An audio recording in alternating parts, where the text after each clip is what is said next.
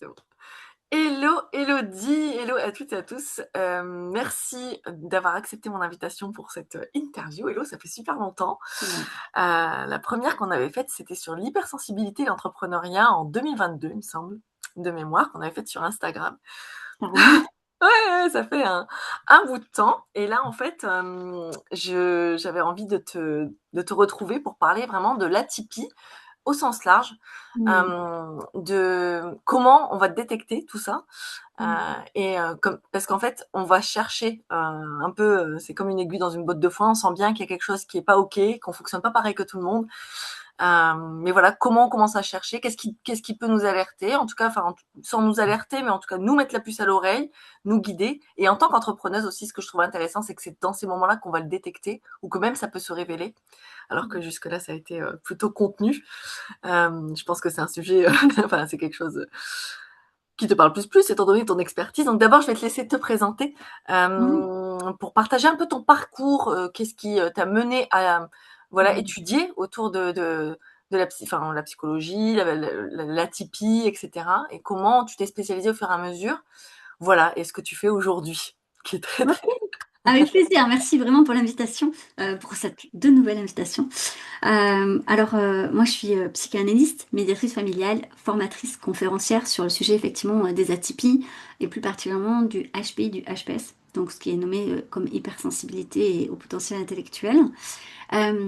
Donc moi j'ai commencé en tant qu'assistante sociale il y a des années au départ. Et en fait Hmm. j'ai continué en parallèle mes études en psychologie. Donc tu vois je posais mes congés, je me rappelle, pour passer mes partiels, pour aller à la fac et voilà. Puis j'ai continué en master, puis après en doctorat. Et en fait après j'ai voulu faire de la médiation familiale, donc j'ai passé mon diplôme d'État. Et je me suis mis à mon compte à ce moment-là. Hmm. Et j'ai réalisé que les gens qui venaient à moi, j'avais pas les clés pour les accompagner. Tu vois, Hmm. je me disais, tout ce que j'ai appris dans toutes ces années de fac, dans mes stages, bah, j'ai pas les clés. C'est pas exactement comme on nous a appris, tu vois. Bon, après, je pense que Hmm. c'est toujours le cap de la théorie quand tu es tout juste diplômé à la vie active, quoi, tu vois. Mais du coup, j'ai cherché plutôt à l'international. Et en Hmm. fait, je me suis rendu compte qu'il y avait, je pense, 30 ans de retard en France comparé à l'international sur ces sujets-là. Moi, ce que j'ai appris en psychanalyse, enfin en psychologie, c'était vraiment caduque, quoi. C'est une véritable Hmm. catastrophe. Donc, je me suis formée à l'étranger. Et en fait, au fur et à mesure, ben, j'ai été répertoriée à l'international par le docteur Hélène Aron, qui est la référence sur le sujet de l'hypersensibilité. J'ai co-dirigé l'Observatoire de la sensibilité, qui a été créé par le docteur Savario Tomasella. Et j'ai voulu partager, tu vois, à travers mes réseaux sociaux, mon podcast, ben, ce que je savais. Ça n'a pas toujours été évident parce que j'arrive du coup avec bah, peut-être des choses un peu différentes, tu vois, de par rapport à la Hmm. France. Et ça n'a pas forcément été facile sur tous ces réseaux sociaux par rapport à des collègues en fait qui ont fait, je sais, les mêmes études que moi ou similaires, on va dire, avec des diplômes plus ou moins similaires. Je sais très bien pourquoi des fois ça les fait réagir, tu vois. Donc voilà, et j'ai eu la chance d'écrire des livres, notamment des best-sellers maintenant qui sont traduits à l'international. Donc voilà, aujourd'hui je continue à accompagner, mais à distance uniquement, parce que maintenant moi je vis au Royaume-Uni. Ça fait 6 ans que, avec mon mari et mes 4 enfants, on s'est expatriés. Et ça me permet de continuer à me rendre compte en fait de l'écart qu'on a et du retard qu'on a sur la compréhension des atypies en France. Et donc j'ai encore plus envie, tu vois, de transmettre mon savoir. Hmm. Je dis pas que j'ai la vérité, je pense qu'il faut garder une part d'humilité, même dans le domaine scientifique, parce que les atypies, je pense qu'il y a plein de choses qu'on ne comprend pas encore, parce que c'est au Hmm. niveau du cerveau et tout. Donc peut-être que ce que je vais dire aujourd'hui, bah, dans un an, ça sera caduque, hein. Faut Ouais. vraiment se le dire. Donc gardons cette humilité.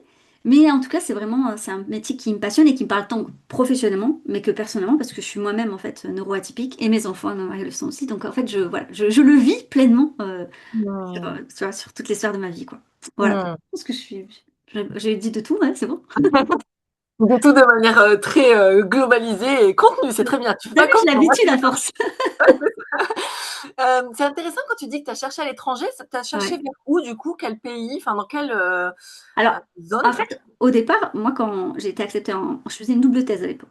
Hmm. Et donc, la recherche, c'est mon truc. J'ai même validé Hmm. mon master en recherche. Donc, de base, je sais comment on va chercher, où chercher des études de recherche, Hmm. comment les lire, quoi en faire, tu vois. Donc, Hmm. et elles sont souvent en anglais. Mmh. Donc, naturellement, je vois très bien que ces études, elles sont souvent payées par des organismes privés. En fait, toujours avantage et inconvénient. En France, c'est vrai qu'on a peu d'argent pour la recherche. Mmh Par mh. contre, ce sont des organismes publics.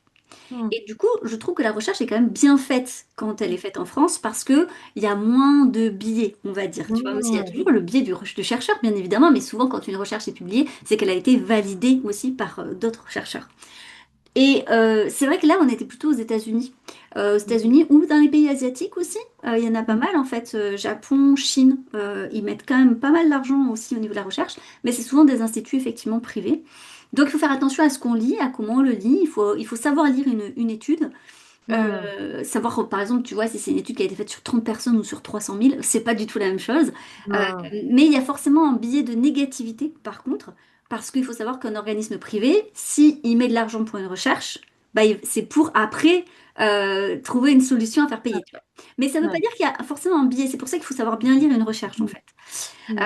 Mais ça, il faut le comprendre, et c'est pour ça, je pense aussi que l'hypersensibilité a une vision un peu négative, en fait, Mmh. parce que, en fait, les recherches qui ont été faites sur des choses qui sont négatives, alors que maintenant, on a beaucoup plus de recherches là-dessus qui montrent qu'en fait, c'est pas du tout un désavantage, bien au contraire. Mais ça aussi, tu vois, sur la traduction française, alors attention, le métier de traducteur est un métier hyper important et qui est très difficile en soi, hein. Comment, tu vois, Mmh. inventer un mot dans une langue qui n'existe pas.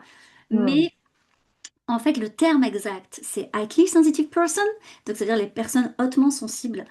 Et notre superlatif hyper en français amène cette vision, en fait, connotation qui est c'est trop, c'est négatif, en fait. Ça, c'est dommage, d'autant que le terme hypersensible, il faut savoir que en psychiatrie, il existait déjà. Et c'était pour parler de quelque chose qui était pathologique. Donc il y a un mélange de tout ça qui fait que, bon, après, on a mis 30 ans à comprendre que ça existait l'hypersensibilité en France, hein. Il y a encore des débats, je vois, il y a encore des professionnels qui débattent pour savoir si ça existe ou pas, je trouve ça hallucinant. Mais voilà, je veux dire, on a mis 30 ans pour refaire connaître ce terme. Je pense que c'est compliqué de dire, bah, en fait, le vrai terme scientifique, ça serait plutôt au potentiel sensible. Mmh. Donc c'est un potentiel. Et ça, faut pas Ouais. l'oublier, en fait. Ouais, très important ce que tu dis parce que c'est vrai que du coup, on a plutôt tendance à être dans cette société au vu de comment on perçoit la ressource humaine qui doit se conformer. Il y a aussi cette notion d'uniformisation de la gestion Mm. émotionnelle, uniformisation de la façon de penser, de la façon de travailler, etc. On a enfin, comme tu dis, quand on parle d'hypersensibilité ou de haut potentiel sensible, bah, ça va être connoté négativement et on va te considérer comme trop, comme si tu devrais être comme ça, tu devrais moins penser, tu devrais moins ressentir. On est dans l'ordre du En fait, sensoriel. Ouais, voilà. ouais. En fait, il faut dire que culturellement, alors Mm, pour les personnes qui nous écouteront et qui ont peut-être voyagé ou qui ont la chance d'avoir plusieurs cultures autour d'eux, il faut comprendre que la France est un pays d'excellence. mm, On est reconnu à l'international pour être des personnes quand même exigeantes et tout. Il n'y a pas que du côté négatif des Français, hein, non, non. mm, Je veux dire, le savoir-faire à la française est extrêmement reconnu. Le problème dans cette exigence et dans cette excellence, c'est qu'on a voulu codifier. C'est-à-dire que mm. pour être sûr d'avoir certains résultats, et on le voit à l'école, eh bien, par Oui. exemple, l'école ne singularise pas l'apprentissage, il le codifie. Mhm, Donc, il ne cherche pas à ce qu'il soit accessible pour tous, contrairement à ce qu'on dit, il cherche à ce que tout le monde rentre dans le moule. Et moi, je vois mes enfants, ils sont en Écosse, on a beaucoup voyagé dans les pays nordiques, c'est totalement différent. Il y a du mm. plus, il y a du moins dans chaque pays, hein, c'est pas le sujet. Oui, comme dans Mais tout. donc, il faut comprendre que du coup, effectivement, dans ce truc de codifier, il y a un conditionnement. Et donc, la Mm, sensibilité, forcément, en fait partie. Comme l'entrepreneuriat aussi, d'ailleurs. Tous ces trucs en font partie. Et dès que tu es un petit peu hors cadre, ben, c'est plus mm, difficile quand même. Mais c'est mm, c'est le cas dans d'autres cultures aussi, hein, bien évidemment. Mais après, je mm. peux pas parler de culture que je connais pas. Oui, c'est clair, c'est clair. Non, non, mais c'est intéressant de se dire que ben, peut-être que la France, parce que c'est encore connoté de toute façon négativement, quand on en parle encore Ouais. aujourd'hui, on a beau être en 2026, ça n'a pas changé. Par Ouais. contre, on voit quand même une évolution, enfin, en tout cas dans les écoles dans lesquelles ont été mes enfants, c'est quand même une amélioration. C'est pas encore ça, mais en tout cas, plus d'acceptation de la singularité de chaque enfant. Hmm. Alors, on n'est pas au point où toute atypie est considérée comme étant une force. Et c'est là où c'est intéressant de se questionner sur quelle est l'atypie, enfin, c'est quoi l'atypisme, enfin, Ouais. tu On va vois, revenir sur ça. et est-ce qu'il y a enfin, quels sont les différents degrés. Alors, on va en reparler parce qu'effectivement, des fois, il y a un mélange. Aujourd'hui, alors je dis bien aujourd'hui, il existe 5 neuroatypies. Mm. Qu'est-ce qu'on dit neuroatypie? Déjà, c'est juste qu'il y a un fonctionnement cérébral qui est différent d'une norme donnée. Je mets bien ça entre guillemets parce que il y a une sorte de tyrannie de la norme, mais qui Mm. est au départ hyper intéressant, hein, pour reprendre les termes, c'est Todd Ross qui reprend ce terme-là dans son ouvrage. Mais par exemple, pour une pathologie cardiaque, tu vois, c'est hyper intéressant de savoir, genre, le rythme cardiaque, de base, sa norme, qu'est-ce que c'est? Sauf qu'on Mm. oublie que dans certaines situations, comme, je sais pas, par exemple, des sportifs professionnels ou des personnes, on a vu, qui font de la méditation ou ceux qui font de l'apnée, bah, ils n'ont pas exactement le même rythme cardiaque et pourtant, ils n'ont pas de pathologie, tu vois. Donc, autant la norme, ça peut être très indicatif, autant ça peut être enfermant. Donc la neuroatypie, c'est pareil, c'est-à-dire qu'on s'est rendu compte qu'il y a des cerveaux, lorsqu'on passe, et on a des preuves aux IRM, je tiens vraiment à le dire, hein, c'est pas juste Mm. en fait du clinique, c'est vraiment en fait des preuves d'IRM scientifiques qu'il y a des cerveaux qui fonctionnent différemment d'une norme donnée. Donc ça ne veut pas dire que on fonctionne mal, ça déjà je tiens à le dire. Et Mm. donc il y en a cinq en fait, et dans ces cinq-là, il y a une sous-catégorie, et c'est pour ça qu'il y a des mélanges, ce sont les troubles neurodéveloppementaux, les fameux TND qui sont répertoriés dans le DSM, qui est un peu la Bible psychiatrique. D'accord? Mm. Et qui sont des troubles. Donc on va faire la différence entre les deux. Donc déjà dans les atypies, donc on a l'hypersensibilité, le fameux HPS, le HPI qu'on appelle aussi en France surdoué, on Mm. entend aussi ce terme-là. Et donc ça c'est des neuroatypies, mais qui ne sont pas des TND. Il faut bien le dire. Mm. Et dans les TND, on a le TDAH. En ce moment, on en parle beaucoup, hein. C'est le trouble déficitaire en fait de l'attention avec hyperactivité. On a souvent dit avec ou sans, c'est totalement faux. C'est une erreur de dire ça. Il y a de l'hyperactivité en fait, hein, forcément. Mm. Elle peut ne pas se voir physiquement, mais elle peut être intellectuelle. Il y a le TSA, donc c'est l'autisme, en fait, le trouble du spectre de l'autisme, et ce qu'on appelait avant les 10, qui sont aujourd'hui répertoriés dans les troubles du langage et de l'apprentissage. Mais au final, Mm. ça change rien, mais on D'accord. dit, continue à dire les 10, donc que tout le monde, Mm. qu'on se comprenne, quoi. Donc derrière, on a la dysphasie, la dyscalculie, la dyslexie, la dystonie, il y en a plein, quoi. Mm. Et donc les trois derniers, en fait, il nous faut un diagnostic. Parce que Mm. c'est vraiment, en fait, pourquoi on appelle ça trouble? Parce que ça a forcément un impact négatif dans au moins deux sphères de ta vie. Et ça fait partie du diagnostic. En gros, si ça n'a pas d'impact négatif dans ta vie, tu ne pourras pas avoir une reconnaissance de ce diagnostic. Et je sais que pour certains, ça peut être un peu frustrant parce qu'ils ont pu aménager leur vie, comme ça. Mais ce qu'il faut comprendre, que ce diagnostic ouvre la possibilité d'avoir des soins ou des aides, en fait, derrière. Et donc ça, bah, c'est l'État qui paye. Et donc, Mm. on te dit, mais pourquoi en fait on te donnerait. Voilà, Mm. c'est juste ça, il faut comprendre en fait la logique.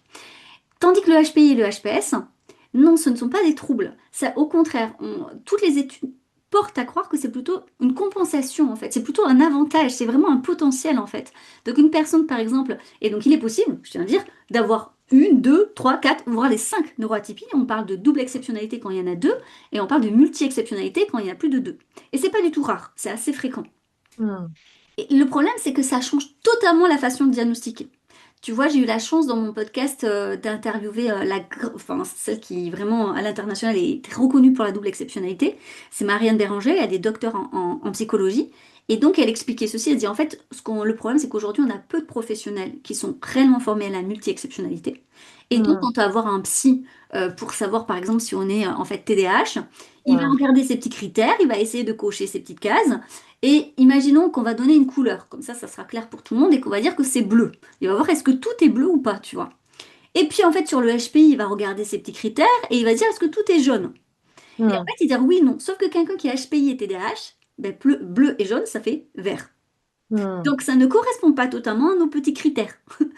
Et ça, je pense que c'est compliqué pour les gens parce que je le vois, tu vois, même les personnes que j'accompagne, c'est alors, mais qu'est-ce qui fait que là, c'est vraiment du TDAH ou là, c'est d'hypersensibilité? Non, ça fonctionne pas du tout comme ça. Mm. Et je pense que c'est pour ça qu'on a autant de mal à comprendre les neuroatypies, c'est parce qu'en fait, déjà, les neuroatypies, elles ont été créées pour et par des neurotypiques, les gens qui ont besoin de cases. C'est les autres qui ont besoin de mettre les neurotypiques dans des cases, hein. Genre, ah, lui, il est comme ça, lui, il est comme ça. Parce que derrière, bien sûr, il y a une envie de comprendre, une envie d'aider aussi, bien évidemment, sauf qu'on passe à côté, en fait, de la singularité de chacun, parce que, par exemple, deux hypersensibles ne se ressembleront pas. Bah oui. Tu vois, c'est voilà, Ouais. deux personnes HPI non plus. Et alors, si en plus elles ont diverses particularités, diverses atypies, voilà. Parce que les Mm. atypies, moi j'aime ça, c'est mon expression, je sais pas si elle parlera à tout le monde, mais elles sont colorées avec ton expérience de la vie, avec tes rencontres, avec enfin, les gens que tu fréquentes, avec plein de choses en fait, tu vois. Mm. Donc, il faut pas croire par exemple que tous les hypersensibles pleurent. absolument pas. Il y a plein d'hypersensibles qui ne pleurent pas parce que on leur a peut-être appris qu'il fallait pas pleurer ou ce genre de choses, tu vois. Donc il y a le fait de croire, je sais pas, que tous les HPI étaient bons en maths. Pas du tout. Enfin, alors là, il y en a qui détestent les maths, pour peu qu'en plus il a un trouble 10 lié aux chiffres. Bon, bah, tu vois, voilà. Mhm. Parce que oui, on peut être HPI et avoir des troubles 10, tu vois. Ouais. Donc, tout est possible en fait. C'est pour ça qu'il faut vraiment aller voir des personnes qui sont compétentes et qui sont réelles et qui connaissent en fait toutes ces particularités, tu vois, pour justement faire le tri et ne pas être dans un truc, je vais essayer de vous rentrer dans une case, quoi. C'est clair. Donc du coup, toi, tu fais des accompagnements individuels, enfin, tu fais de l'accompagnement privé en plus du collectif. Euh, Ouais, alors moi, comme c'est qu'à distance, je fais pas les enfants, mmh, je fais que les adultes. Les couples aussi, j'accompagne les couples, parce que je suis mmh, médiatrice familiale de base, donc j'ai gardé ça, tu vois. mmh, Ça m'arrive aussi de faire de la médiation entre des fois, tu vois, un parent et un enfant, des choses comme ça, quand l'enfant mmh, est un peu plus âgé, genre adolescent, pas jeune enfant, parce qu'à mmh. distance, je trouve que c'est très délicat. C'est pas impossible, hein, il y en a qui y arrivent magnifiquement bien. Moi, je suis Ouais, pas tu te sens forcément pas à l'aise. confortable. Non. Mais par contre, je pose pas de diagnostic, hein. Moi, en fait, il faut savoir que il n'y a que les médecins Mmh, qui peuvent faire des diagnostics. Il y a des psychologues, par exemple, et qui font un travail exceptionnel d'analyse, par exemple, qui vont mmh, faire passer effectivement tout ce qui est test, batterie de bilan et tout. Mais à la fin, pour avoir, par exemple, le diagnostic de TDAH, TSA, enfin, de manière officielle, il devra renvoyer le dossier vers soit un psychiatre, soit un médecin. Parce que mmh, on parle de diagnostic, donc on parle de quelque chose qui peut être pathologique, et donc mmh. il faut forcément un médecin qui labellise ça. Ah Euh, oui? ah oui, il n'y a pas le choix. Ouais, Ça, ouais. c'est pas le choix. Tandis que le HPI et HPS, c'est différent. C'est pas, Mmh, on n'est pas dans le domaine du trouble. Et c'est ça, mmh, des fois, les gens, ils mélangent un peu, en fait, ouais. ce qui est Mmh. normal, hein. Mais au moins, là, c'est clair. Je pense que c'est OK. clair. Voilà, merci beaucoup parce que on ne peut plus clair, c'est parfait. Ouais. C'est intéressant de savoir que c'est aussi chez le médecin finalement qu'on peut, enfin, finir par trouver, après bon, c'est tout un protocole et tout un cheminement qui conduit jusqu'à, mais aussi que finalement avec le médecin de famille, enfin ou en tout cas un médecin qui a Alors, suffisamment, oui et non. et non, C'est-à-dire qu'en fait, aujourd'hui, alors légalement, effectivement, c'est le médecin qui le doit médecin faire le qui diagnostic, sauf que la plupart des médecins ne ne connaissent savent pas du pas. tout ces sujets, Bah ouais. en fait, pas du tout, du tout. Et on ne peut pas le leur reprocher, parce que, enfin, moi, je vois, Mmh. j'ai beaucoup de personnes autour de moi qui sont médecins, tout ce qu'ils ont à apprendre sur le corps et tout, c'est normal qu'ils ne sachent pas tout ça. Oui. Donc, ça va être plutôt les psychiatres, et encore que beaucoup de psychiatres, dans leurs études, en fait, les psychiatres, c'est pas des psychologues, hein. Après, il y en a qui s'intéressent effectivement à la thérapie et qui se forment à côté, bien évidemment. Donc, il y a des psychiatres qui proposent aussi des thérapies. Mais eux, c'est vraiment. Enfin, voilà. Donc, il y en a beaucoup qui connaissent pas. Et d'ailleurs, c'est Mmh. tout le problème. Sauf que on est obligé de passer par là en France, ou même, je crois, en Belgique et en Suisse, pour avoir beaucoup de professionnels dans mes formations, ils me disent la même chose, c'est toujours le même Mmh. truc. Tu vois, c'est pas du tout pareil dans le Royaume-Uni, aux États-Unis, c'est pas la même chose.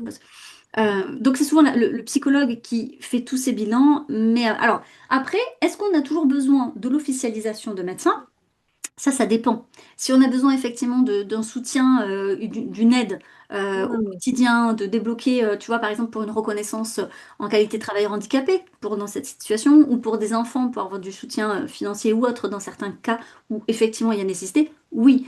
Mais sinon, comme je dis aux gens, il n'y a pas nécessité parce que peut-être que en fait vos difficultés ne relèvent pas en fait du médical en soi ou d'une Mmh. aide à proprement parler, mais plutôt de la compréhension de soi. Et dans Mmh. ces cas-là, le bilan avec quelqu'un qui est formé et qui comprend, ou même peut-être sans bilan, ou si on n'est pas obligé de passer un test, je veux dire, il n'y a pas d'obligation même de Mmh. trouver des coachs qui sont incroyables, qui connaissent le sujet, qui font un métier mais magnifique d'accompagnement. Ben, en fait, ça fonctionne. Le but, c'est Mmh. juste d'être bien, en fait, de bien se comprendre. Ouais. Par contre, attention, et ça, je tiens vraiment à le dire, on mélange un peu tout en France entre la santé mentale et les neuroatypies. Dans le sens Mmh. où la santé mentale est un sujet qui concerne tout le monde, hein, atypique ou non d'ailleurs. Et il n'y a pas plus de problématiques de santé mentale chez les neuroatypiques, malgré ce qu'on Mmh. veut nous dire, absolument pas. Donc, si par contre on est en souffrance, moi je dis toujours aux gens, ça ne peut pas être lié vraiment à vos atypies. Mmh. Donc là, oui, c'est intéressant d'aller voir un psy, de faire une thérapie, de comprendre ce qu'il y a derrière, parce que quand il y a une souffrance, c'est comme la santé, c'est-à-dire que si demain tu souffres de ton bras, bah en fait, ne te dis pas juste c'est dans ma tête. Non, on va voir d'abord un médecin, voir s'il n'y a pas quelque chose. Effectivement, ce serait dommage de passer à côté d'une douleur, tu vois. Ben, c'est la Mmh. même chose. Si on est en souffrance, ne vous cachez pas derrière les atypies, parce que tu vois, ça je l'entends trop sur les réseaux sociaux, du style ah mais moi je suis angoissée, c'est parce que je suis hypersensible. Mmh. Non. Ça, Mmh. non, c'est plus Mmh. entendable du tout. Les Mmh. hypersensibles sont pas plus angoissés et tu peux pas. En fait, En fait, je trouve ça dommage de te cacher derrière l'hypersensibilité, peut-être parce que c'est plus confortable, moins inquiétant, mais au final, c'est dommage parce que tu te donnes pas la possibilité de d'apaiser tes angoisses, tu vois, avec Mmh. un professionnel qui sera compétent. Donc, Ouais. faut pas tout mélanger, quoi. Mmh. Et justement, par rapport à l'hypersensibilité, est-ce qu'elle se traduit plus dans une sensibilité au monde? Est-ce que c'est une sensibilité émotionnelle? Parce que c'est encore 2 choses différentes. Ouais.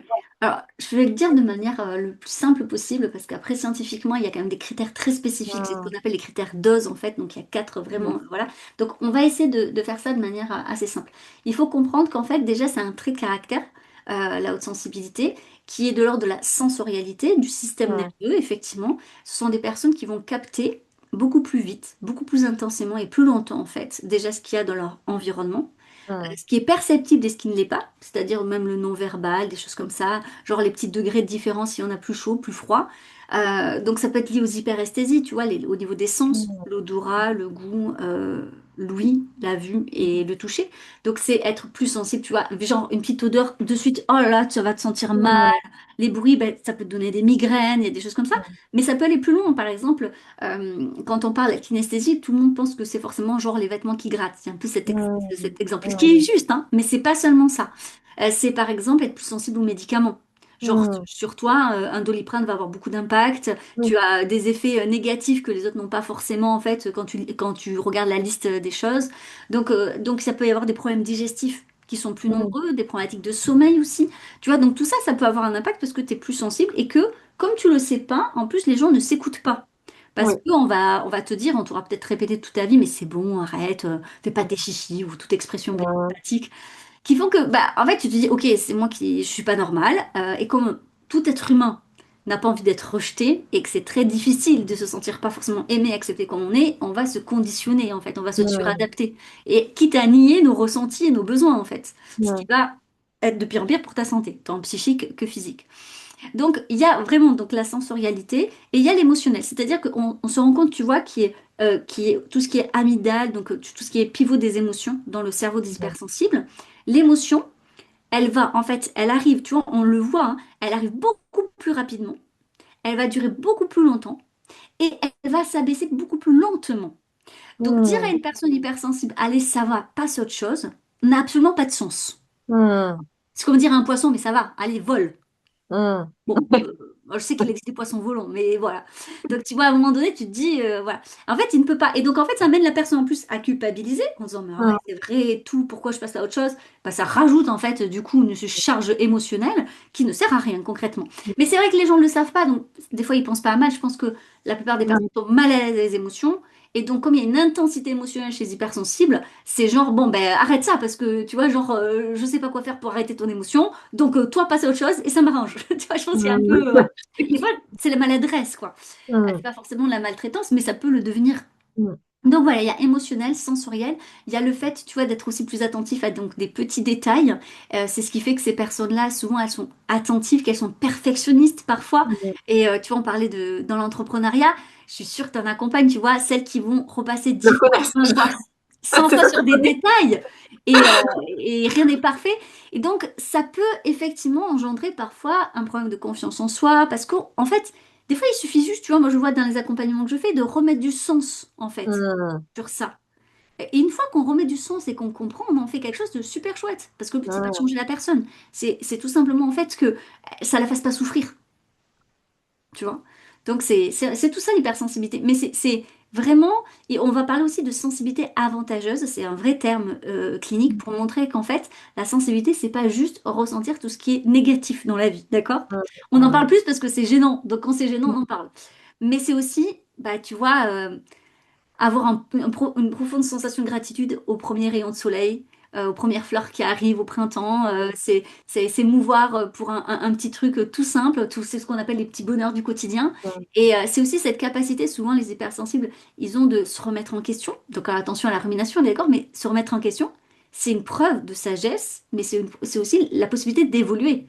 Parce que Mmh. si tu t'évolues pas, si tu te remets pas en question, hein, jamais. Mmh. Oui, c'est clair. C'est des gens qui souvent réfléchissent sur eux-mêmes, qui aiment le développement personnel, la psychologie, qui aiment être là pour les autres. C'est souvent des personnes justement qui développent cette empathie en fait d'être là pour les autres, qui ont des relations plus sincères, plus authentiques, quand ils arrivent à trouver des gens avec qui ça match, tu vois. Mmh. Donc qui peuvent être plus profondément heureux aussi, tu vois. Et ça, il faut le dire. Mmh.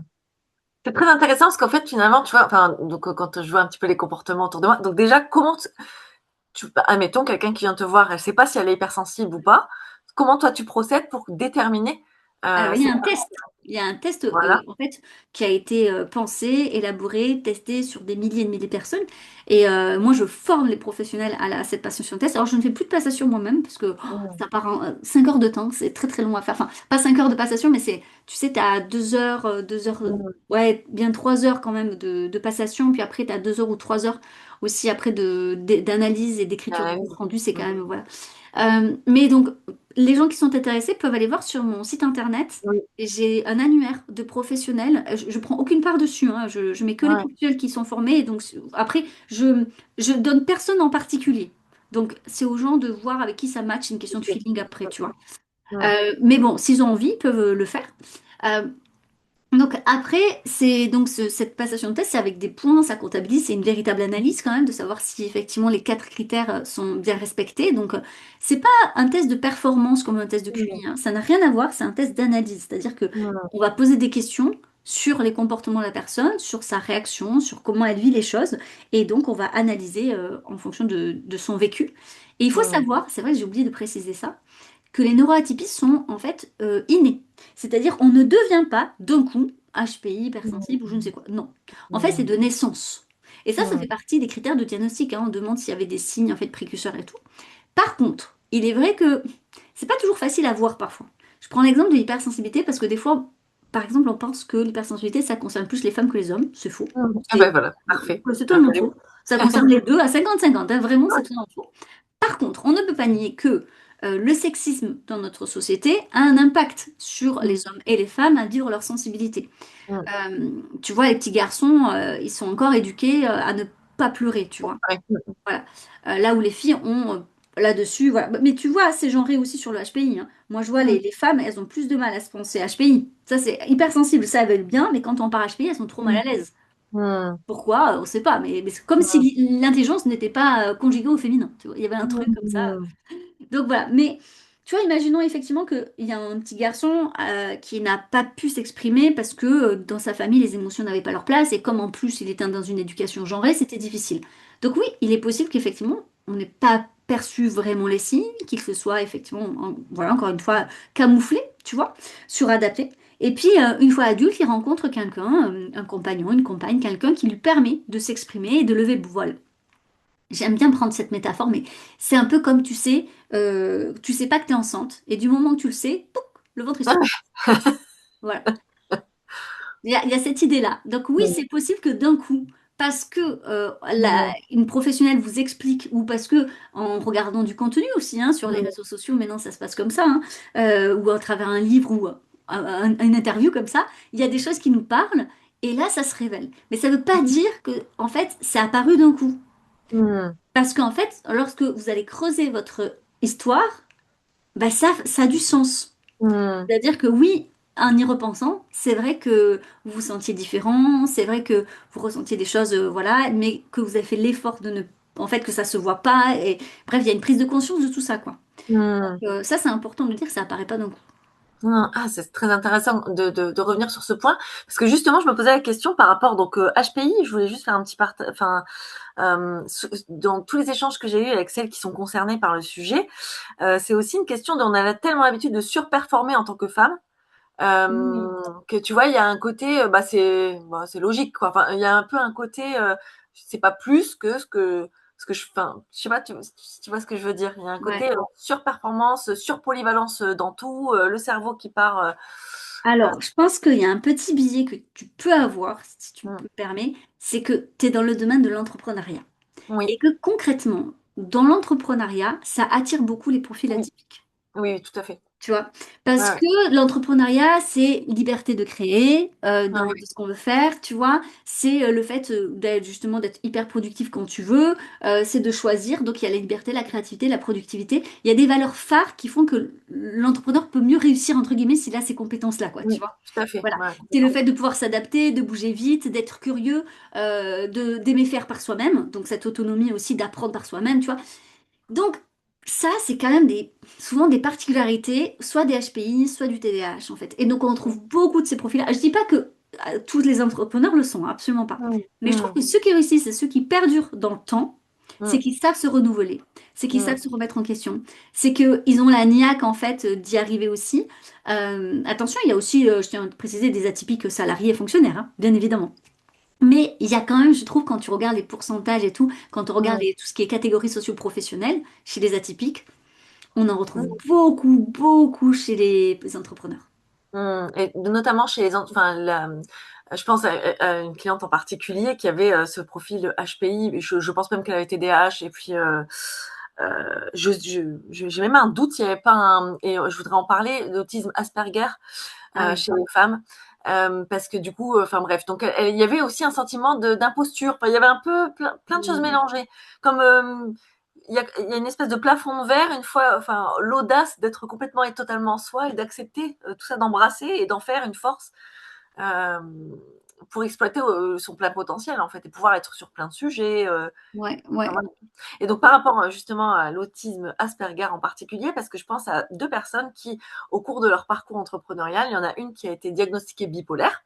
Donc, voilà. Donc, ça, c'est Des beaucoup. fois, il y a des erreurs de diagnostic sur ça. Voilà. Mais Donc, bon, après, on peut l'être, hein. On on peut être peut. atypique et bipolaire, bien sûr, mais la bipolarité, c'est enfin, c'est un autre trouble qui n'a rien à voir avec des Rien à atypiques. voir avec la neuroatypie, ouais, tout à fait. Mhm. Qui s'est révélée à travers son aventure entrepreneuriale, donc ça s'est révélé à ce moment-là.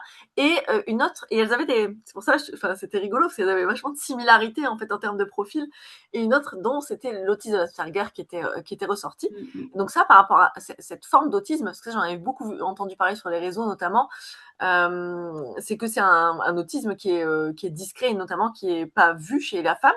Donc, Alors. est-ce que tu veux en parler, s'il te plaît? Oui, oui. Alors, c'est pas mon domaine de privilégié, mais je connais, je me suis formée, mais voilà, je suis pas, c'est pas mon domaine privilégié. Déjà, il faut savoir dire, faut dire qu'on n'utilise plus ce terme Asperger pour Super. plusieurs raisons. Les associations ont énormément lutté pour l'enlever, tout simplement parce que ce terme reprend en fait celui qui a donné son nom, en tout cas à ça, et en fait, bah, il était lié au génocide. Donc, du coup, on ne veut Ouais, plus d'accord. donner ce Ok. terme-là. Voilà. Ok, Donc, il faut le d'accord. savoir. Donc, pour les personnes qui le savent et qui entendent le on le sait, on fait attention, mais c'est vrai qu'il a encore usité pour plusieurs raisons. Déjà Hmm. parce qu'en fait, depuis quelques années, avant on parlait de triade autistique, bon maintenant c'est la diade, mais en fait du coup, il y avait beaucoup de termes comme autiste de haut niveau, il y avait plein de trucs comme ça qui n'étaient Hmm. pas forcément jolis et un peu malaisants. Et puis voilà, cette histoire-là. Donc en fait, ils ont tout regroupé dans le spectre de l'autisme. Voilà. D'accord, Sauf ok. que, avantage, inconvénient de ça, c'est Hmm. que, certes, il y a un avantage, c'est que, en fait, pour être diagnostiqué autiste, il faut valider, oui, la diade autistique. Il y a deux grands pans comme ça. C'est tout ce qui est effectivement. Alors je sais, je le fais de manière très simple, hein, mais Hmm. n'hésitez pas à aller voir dans le DSM et sur Internet, mettez DSM-5 l'autisme et vous aurez les critères vraiment qui sont intéressants. C'est accessible partout sur Internet. Mais il y a tout ce qui est effectivement difficulté dans la communication et le rapport en fait relation sociale. Et donc non, attention, j'entends des trucs comme oui, tu ne peux pas être autiste parce que tu regardes les personnes dans les yeux. C'est totalement faux, hein. Ah, Ouais, ouais. des fois, il y a des trucs comme ça, donc non, non. Parce qu'aussi, il y a de l'autisme verbal et non verbal, donc effectivement, c'est Hmm. différent. Et ensuite, il y a tout ce qui est, en fait, les intérêts très restrictifs et les mouvements, en fait, répétitifs. Hmm. Mais donc voilà, il y a ça. Donc on a tout regroupé là-dedans. Donc au moins c'est assez clair, sauf que ça fait, et certains professionnels le disent, ça fait un peu vide poche, tu sais, quand tu arrives chez toi, que Hmm. tu as le truc où il y a un peu tout. Parce qu'en fait, dedans, il y a autant des personnes qui effectivement sont autistes et qui vont être en dépendance réelle. Et tu vois, il y a des familles qui disent, mais moi je m'inquiète pour mon enfant, parce que moi, mon enfant, il ne pourra pas avoir un métier, il ne pourra pas, Hmm. il devra, quand je serai plus là, il devrait être en institution en fait. Donc il y a des personnes autistes qui ont vraiment besoin en fait de soutien, tu vois qui ont des difficultés à vraiment communiquer et à rentrer dans notre monde, entre guillemets. Donc ça existe réellement, c'est vrai. Hmm. Mais on a aussi des personnes autistes où, effectivement, alors ça ne se voit pas, parce qu'on va parler en fait, pour paraphraser la BD de Julie Dachez, que je propose beaucoup aux femmes qui se sentent concernées, une différence invisible. C'est mmh, le nom de sa BT qui est super chouette, vraiment. Et là, c'est souvent effectivement parce que derrière, et donc le fameux Asperger, c'était ça, c'est le TSA plus HPI. Et donc le mmh, HPI, il camoufle un peu. Pourquoi? Parce qu'en fait, ok, tu as des difficultés sociales, tu le sens. Sauf que ton HPI, il fait que tu sais que tu as des difficultés, que tu vois bien la différence. Donc tu vas essayer par plusieurs mmh, stratégies compensatoires de trouver comment ça fonctionne, tu vois. Moi, je donne souvent cet exemple en disant en fait, c'est un peu terrible parfois parce que HPI, enfin TSA, c'est genre, tu sens que tu es à côté de la plaque, tu vois, dans les relations, mais tu sais pas où est la plaque. mmh, Donc ça peut être très angoissant. Parce que limite, tu sais, des fois, t'as presque envie de dire, je préférerais ne pas voir que je suis à côté de la plaque. Je vivrais plus mmh, heureuse en fait. Tu vois? mmh. Mais là, tu le sens. Tu le sens que les gens comprennent pas peut-être ton humour, tu comprends peut-être pas le second degré. Alors attention, hein, on peut être TSA et comprendre le second degré. Je donne des exemples. Je Ouais. dis pas que c'est uniquement ça. Je donne plein d'exemples. Les codes sociaux, tu dois les apprendre. Là où pour les personnes qui sont pas TSA, c'est quelque chose, en fait, c'est un non-sujet. Elles n'ont pas Mmh, besoin d'y réfléchir. Pour toi, tu dois tout apprendre. Ça demande une énergie de dingue, en fait. mmh, Et ça, c'est épuisant. Mais ton HPI te permet quand même d'être, tu vois, de te faufiler dans la masse. mmh, Donc, ce qui fait qu'il y en a beaucoup, et notamment les femmes, parce que les femmes se camouflent beaucoup plus, et qu'en en réalité, les atypies au féminin, mis à part l'hypersensibilité, il n'y a que 20 ans, 15-20 ans qu'on les étudie. mmh. C'est très Ouais, récent. d'habitude. Très, très Ouais, récent. C'est-à-dire tous ouais, les critères jusqu'à présent, même du HPI, du TSA, du TDAH, c'était au regard masculin. Il faut vraiment se le dire. ah, Ben c'est ouais. fou. Donc forcément, des fois, moi j'ai des femmes disant, mais ouais, mais quand je vois les trucs, ça me correspond pas. Je dis, ah ouais, ça c'est Mmh, normal. Ah ouais, ça bah c'est ouais. normal, en fait. C'est parce que ça n'a rien à voir. Enfin, il y a des similitudes, mais elles vont pas se retranscrire exactement de la même manière. Les femmes, elles vont beaucoup plus faire tapisserie. Elles veulent pas Mmh, gêner. Tu vois, c'est comme dans le mmh, TDAH. On s'est rendu compte que peu de petites filles, attends, peu, ça veut pas dire pas de généralité, hein, mais peu ont une hyperactivité physique mmh, visible. Par exemple, le fameux bouger les stylos ou bouger la jambe, c'est sous le bureau. Bah, en fait, ça, on l'avait interprété genre, ah bah oui, mais elle est juste stressée. Alors qu'en mmh, fait, non, c'est juste qu'elle se conditionne à rester assise parce que c'est ce qu'on lui demande, mais que son corps a besoin quand même d'activité mmh, et donc, elle mmh, va le faire de manière moins visible, mmh, bien de manière intellectuelle en partant dans tous les sens. Et donc, en mmh, disant, oh, ben, c'est une petite bavarde. Ah, t'es sûr de ça? Tu vois? Donc, il y a des choses comme ça, en fait, que on comprend que maintenant.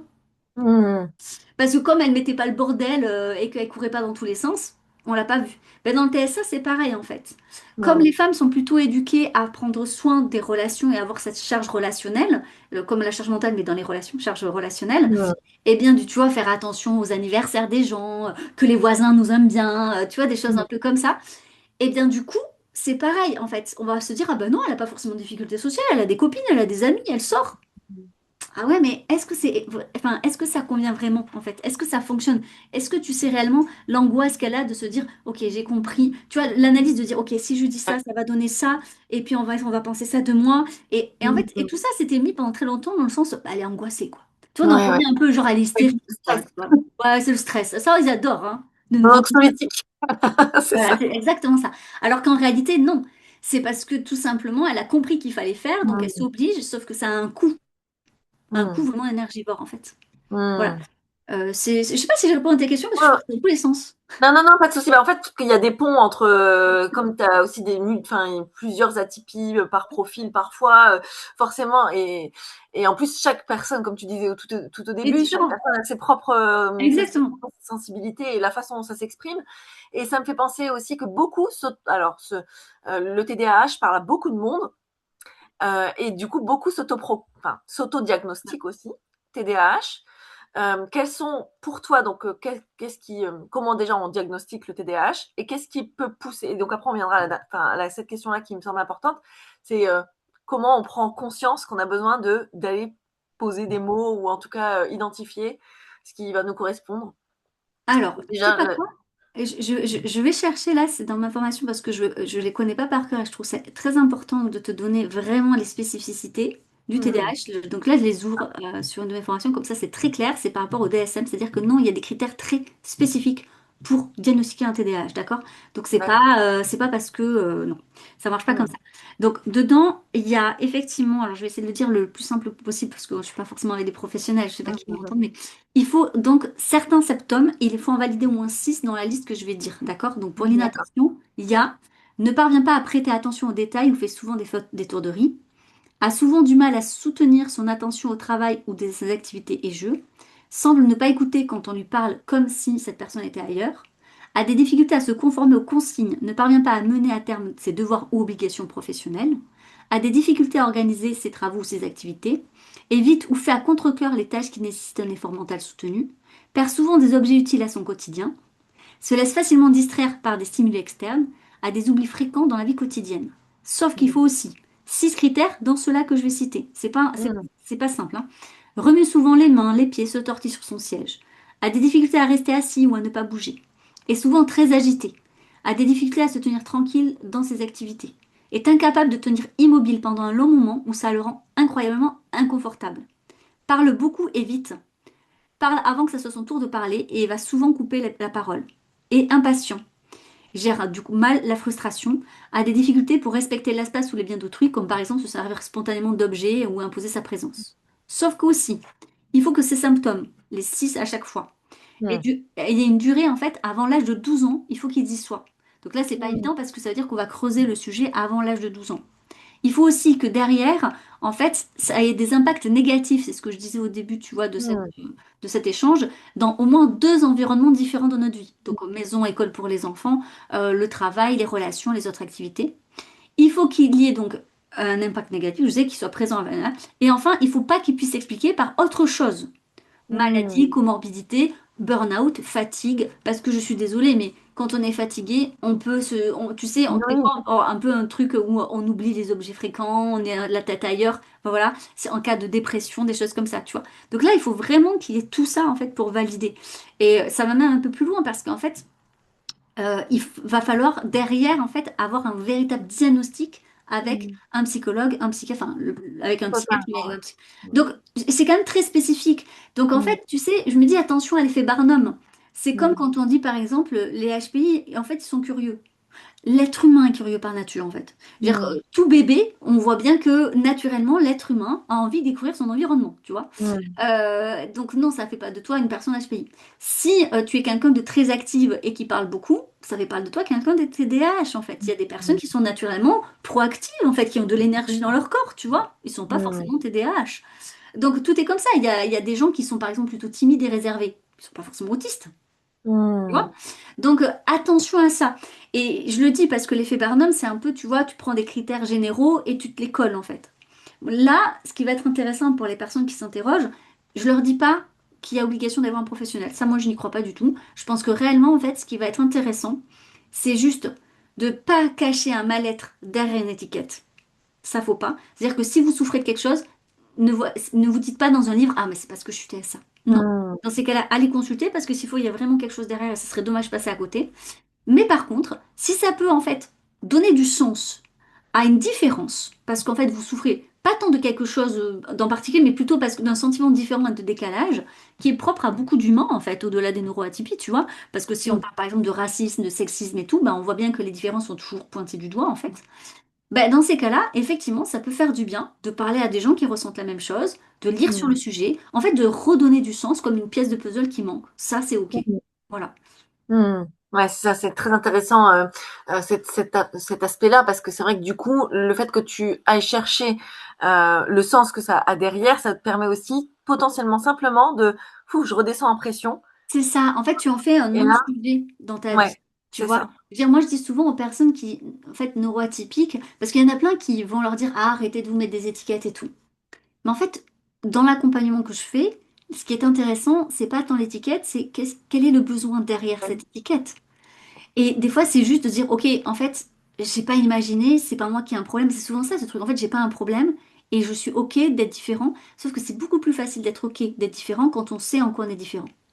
Tu vois, Hmm. c'est comme ceux qui sont en errance diagnostique, tu sais, pour des maladies. En fait, ok, ils ont une maladie, ils ont compris que c'est handicapant, et souvent il y a des gens qui disent, bon, ben, c'est pas grave si tu sais pas. Non.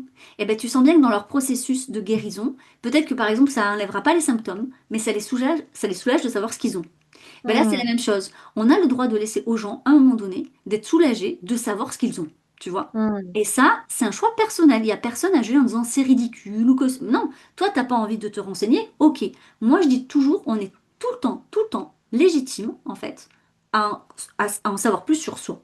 sur soi-même, c'est Qu'importe clair. l'âge qu'on a en plus, parce que Ouais. des fois, il y en a qui me disent, mais à mon âge et tout, mais moi, j'ai accompagné, la personne la plus âgée que j'ai accompagnée, elle avait 72 ans. Mmh. Donc, tu vois, elle me disait, ouais, ma vie, elle est faite. Elle me dit, bah, il me reste Mmh. peut-être une vingtaine d'années, mais en fait, je suis à la retraite maintenant, Mmh. mon mari est décédé, je me rappelle, elle me disait, bon, voilà, tiens, je vais pas refaire ma vie. Et pour autant, elle me disait, mais je suis tellement contente d'être tombée sur ton travail, parce qu'en fait, je revois ma vie autrement. Alors, le travail Mmh. là qu'il y a à faire souvent, tu vois, quand tu as un certain âge comme ça, c'est se dire, bon, je referai pas les choix.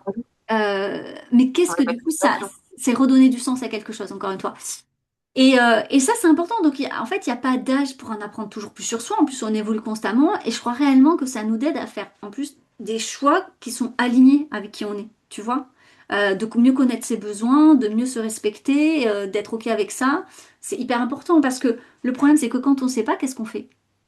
Eh bien, on s'appuie beaucoup trop sur les autres. Mmh. Tu vois, on va laisser la part aux interprétations, on va croire les jugements, parce que et si les autres ils avaient raison, et est-ce que peut-être c'est parce que je suis très susceptible, et peut-être ceci, peut-être Mmh. cela. Et donc une fois que tu sais, c'est vachement rassurant. Ouais, c'est rassurant, c'est déculpabilisant, Ouais, parce que le poids de la culpabilité, il est déjà, hyper courant chez la ouais, femme. moi chez les femmes, ouais, Heu, c'est sûr. ouais, donc C'est notre du coup, seconde là, il y nature. a c'est ça, Ouais. c'est Mais carrément après, même voilà, péché parce que finalement, quand l'homme aussi se fait diagnostiquer, ben, c'est apaisant aussi, bah, je suis pas moins un homme parce que j'ai cette sensibilité. Enfin, il y a aussi, ou cette totalement. atypie. C'est ça, C'est chacun peut reprendre place dans sa propre vie et l'apprendre à l'habiter à sa propre, façon en fait, et la moduler en fonction de soi. Et c'est ça. c'est aussi un travail enfin de prendre sa vie en main, de vraiment habiter pleinement et totalement sa vie. C'est ça. Mais bon, encore une fois, il n'y a pas d'obligation dans un sens comme dans C'est ça. l'autre. Ceux qui Il y en en ont a certains besoin, qui vont dire j'en ai besoin, d'autres qui et vont dire d'autres j'ai non. compris que potentiellement j'étais comme ça me fait du bien de savoir que de toute façon je peux être différent Exactement. et du coup bah, je vais continuer mon bonhomme de chemin parce que C'est finalement ça me ça. va bien. C'est Donc ça. il n'y a pas de règle. Oui, et puis moi, je pense que c'est important de dire ça, parce qu'en fait, on Mmh. est des milliards sur cette planète. Je trouverais ça totalement incohérent qu'on ait tous les mêmes besoins. Tu vois? Mmh. C'est normal que certains en ont oui et d'autres non. Et ben, en fait, ça fait de mal à personne. Je veux dire, donc Ouais. laissons-nous cette possibilité-là, quoi. Il y en a qui Ouais. voudront pas du tout aller sur ce sujet, hein. Il y en a qui sont vindicatifs au possible sur ce sujet. Bon, ben, soit, voilà. Ouais. Pas C'est quoi. ça, en fonction de chacun. Est-ce qu'il y a des critères qui te feraient donc, je sais pas, une entrepreneuse, qui, pourrait, voilà, tu dirais, voilà, les petites alertes qui pourraient conduire à creuser? Parce que ce que j'observe aussi beaucoup, c'est aussi la question de la légitimité. Beaucoup de lutte à oser être soi, donc même dans la visibilité, la façon d'incarner. Elles vont essayer de se Alors, moduler et tu vois? Et à faire, ce qui fonctionne sur les réseaux, mais sauf que ça leur correspond pas du tout. Donc on fait souvent un travail de fond là-dessus, sur vrai. le fait d'être soi et cetera. Mais voilà, dans la façon de vivre. Il y a pas, je peux pas donner de liste, Ouais, d'accord? c'est ça, Parce c'est qu'en pas plus, du ouais. ouais, ça, je suis vraiment désolée, je sais que ça frustre tout le Non, monde, non, mais non, ça, non, c'est pas éthique de ma part. Et puis en plus, non, non, chaque c'est ça, atypie, comme j'ai dit, est différente, puis ça se c'est ça, mixe. Je vais parler donc de grands critères très généraux, c'est mais ça. s'il vous plaît, c'est pas parce que en fait vous avez trouvé un cheval blanc que tous les chevaux sont blancs. Voilà, donc on va éviter de faire ça. Mais dans les grands critères généraux qui reviennent, vous me Mmh. dites, ah là, il y a peut-être quelque chose d'atypique. Ce sont souvent des personnes qui ont vraiment, comme je le dis, en fait, besoin d'authenticité, de Mmh. sens. En fait, s'ils sont en décalage avec leurs valeurs, ça peut vraiment générer en fait un brown out. Tu vois, alors je Ouais, sais pas si tout le monde connaît ce terme-là, oui. mais c'est hyper intéressant quand on parle des 3 B. Tout le monde connaît le burn out, hein, le fait de s'épuiser à. Le bore out, c'est l'ennui. En fait, on s'ennuie dans ce qu'on fait. Et le brown out, en fait, c'est le manque d'alignement. Ça n'a pas de sens Mmh. ce qu'on fait.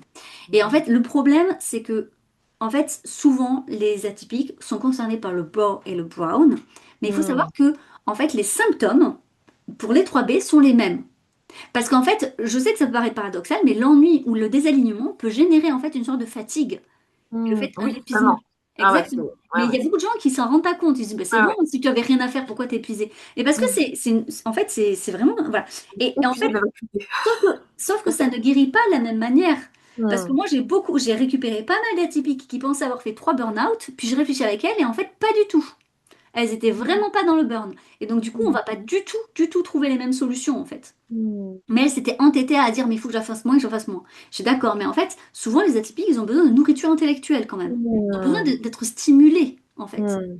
Sauf que quand je parle de stimulation, il y a cette intensité que beaucoup d'atypiques recherchent, tu sais, celle qui te nourrit, celle qui t'enthousiasme, celle qui te fait vibrer, et il y a l'intensité qui t'épuise. Donc déjà, Mmh. tu vois, ça c'est vraiment un travail que je fais avec les personnes, c'est quelle est l'intensité dont tu as besoin. Tu sais, ce truc où tu es fatigué, mais tu vas bien dormir, tu vois. Mmh. Et puis ces fois où t'es pas fatigué, mais tu dors mal. Ben, je trouve que Mmh. c'est hyper intéressant de travailler ce genre de choses. Donc voilà, ils ont besoin d'être alignés avec leurs valeurs. Sauf que beaucoup d'atypiques ne connaissent pas leurs valeurs en fait personnelles, Mmh. de ce qui fait sens réellement pour eux, parce qu'ils se sont trop conditionnés pendant trop longtemps. Mmh. Et après, ce sont des personnes qui ont souvent une grande soif de liberté. Mmh. Donc, elle peut être dans différentes choses. C'est pour ça qu'on le retrouve dans l'entrepreneuriat, mais on peut se sentir libre dans sa vie en étant salarié et fonctionnaire, hein, bien sûr. Mais donc c'est soit de créer, soit dans les relations, soit dans les projets, soit géographiquement, on a beaucoup, tu vois, dans nomades, soit Mmh. dans leur journée, de comment ils vont s'organiser. Il y a ce besoin en fait de ne pas se sentir étriqué. Tu Mmh. vois.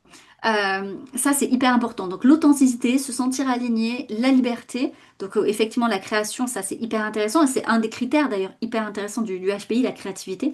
Et la créativité, c'est pas juste de savoir, par exemple, dessiner. Non. La Mmh. créativité, c'est, en fait, avoir des idées originales, même dans la résolution de problèmes complexes. Des idées que d'autres n'auront pas.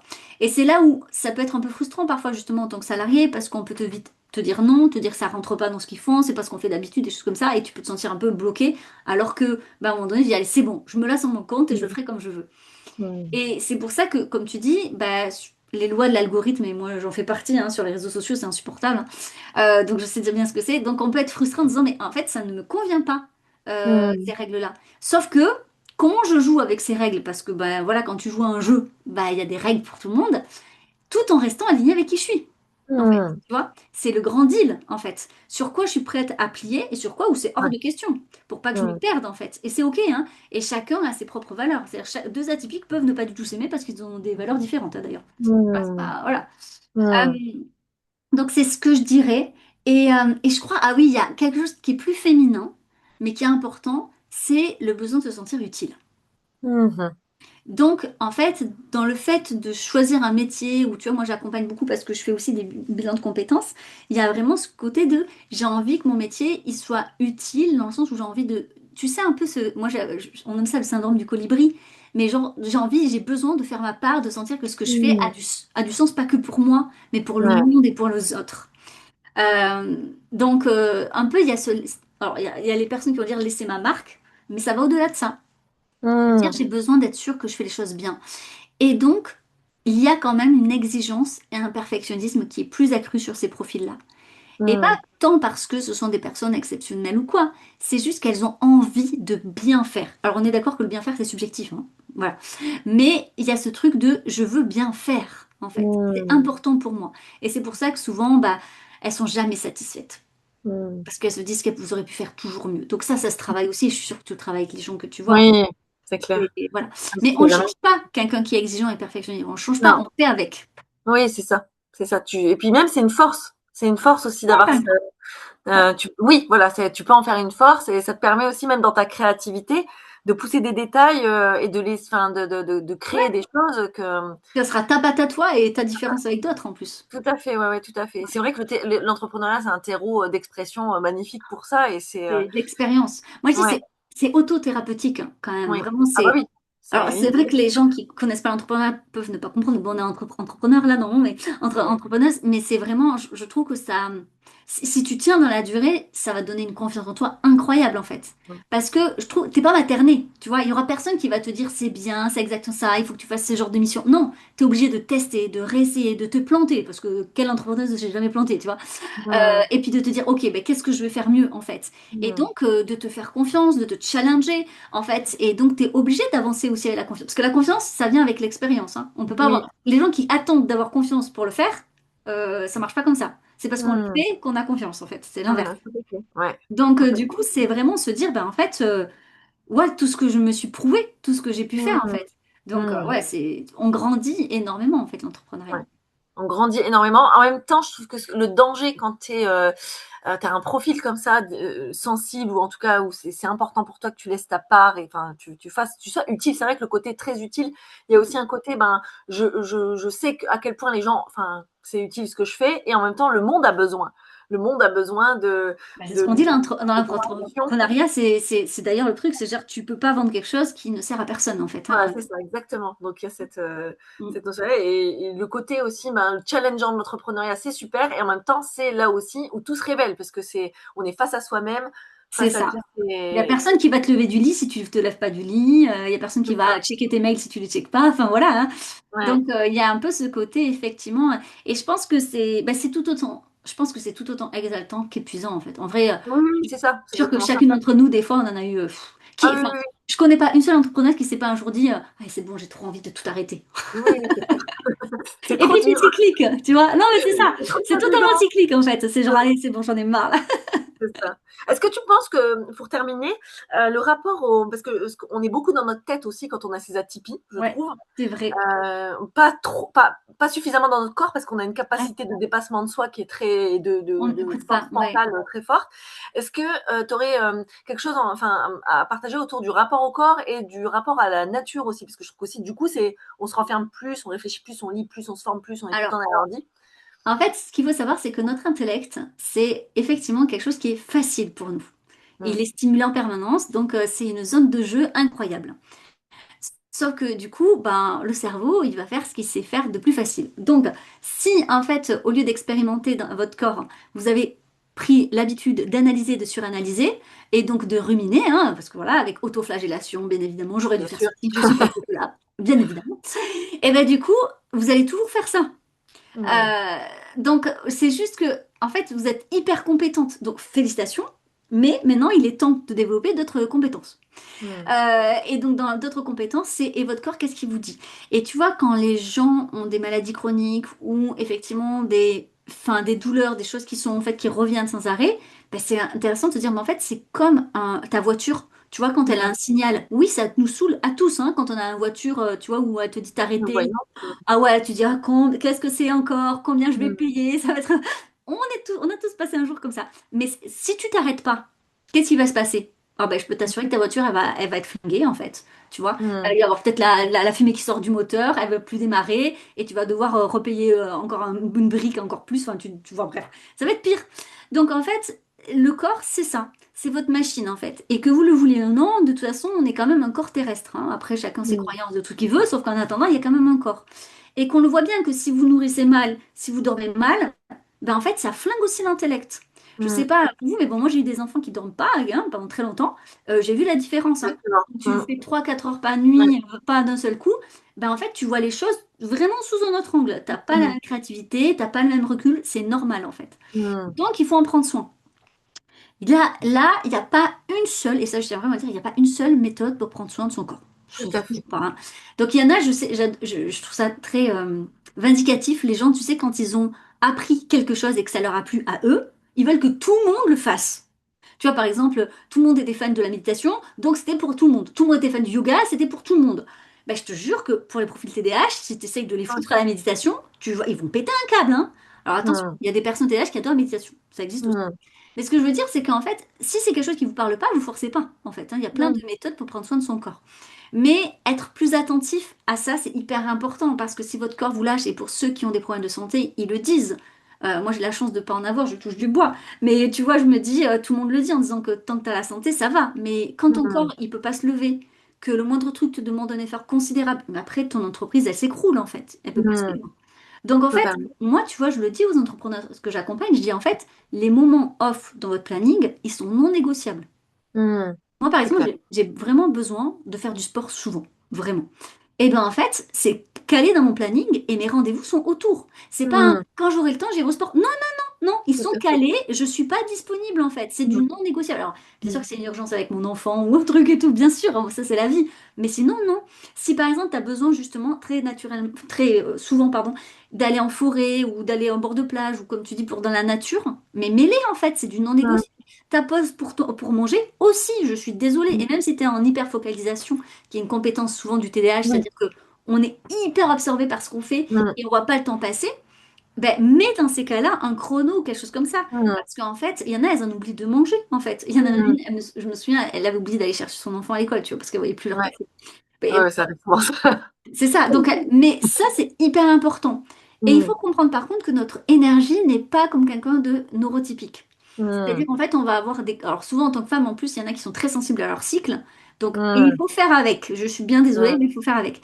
Ne culpabilisez pas dans les moments où vous êtes off, parce que vous savez que quand vous êtes vraiment dans une bonne période, vous faites en De 1 heure de temps ce que d'autres en font un 2 quart. fois, c'est ça, C'est ouais, ça. c'est ça. Donc, en fait, il est normal. Moi, je dis, c'est comme une batterie. Si vous la videz, en fait, parce que vous faites beaucoup, beaucoup d'un coup, si vous la videz, bah, il va falloir d'un coup, effectivement, la Mmh. recharger. Là où une Mmh. personne neurotypique, oui, peut-être qu'elle peut faire ses 35 heures lambda, 9h, 17h, en Mmh. fait.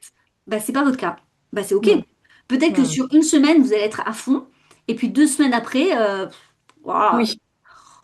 si vous pouviez ne plus exister, et ben Ouais. c'est totalement OK, en fait. Il faut juste Mmh. comprendre comment on fonctionne et arrêter de vouloir faire comme une personne neurotypique. Voilà. Vous ne Mmh. l'êtes pas, donc assumez vos différences et ça peut très bien fonctionner. On en est la preuve. Oui, tout à fait. Mais merci beaucoup, Elodie, pour cet Avec échange. plaisir. Il y a plein d'autres choses qu'on pourrait aborder encore et Une autre encore. fois, peut-être. Voilà, c'est ça, une prochaine. Vous pouvez retrouver le travail d'Elodie sur son site elodiekrepel.com, si je ne me trompe pas. Ouais. Vous avez les réseaux sociaux, donc Instagram. Il me semble que tu as une chaîne YouTube, et, enfin, il y a le podcast. Oui, oui, oui, oui, oui, oui. Oui, alors je suis plus dispo sur Insta, mais sinon LinkedIn, TikTok, j'ai enfin c'est que je suis mes réseaux sociaux, mais sur TikTok aussi. Hmm, Il y a Facebook, ou même si j'y suis moins, mais il y a tout. Et d'accord, ouais. sinon, j'ai le podcast Potentiel, il s'appelle juste Potentiel, sur toutes les plateformes d'écoute. Franchement, n'hésitez pas parce que bah, depuis 3 ans, il existe et c'est tous les lundis, il y a un nouvel épisode. Donc je suis hyper régulière. Et en vrai, en plus, enfin, c'est au niveau des stats, c'est le premier podcast qui est écouté en France, enfin, sur les atypiques, quoi, enfin, en francophone, donc je suis hyper contente. Bravo, madame. Merci beaucoup pour tous ces partages très enrichissants. Avec Vous pouvez... plaisir. Bisous, à bientôt. Merci à toi, Camille. Un grand merci à toi. Ciao.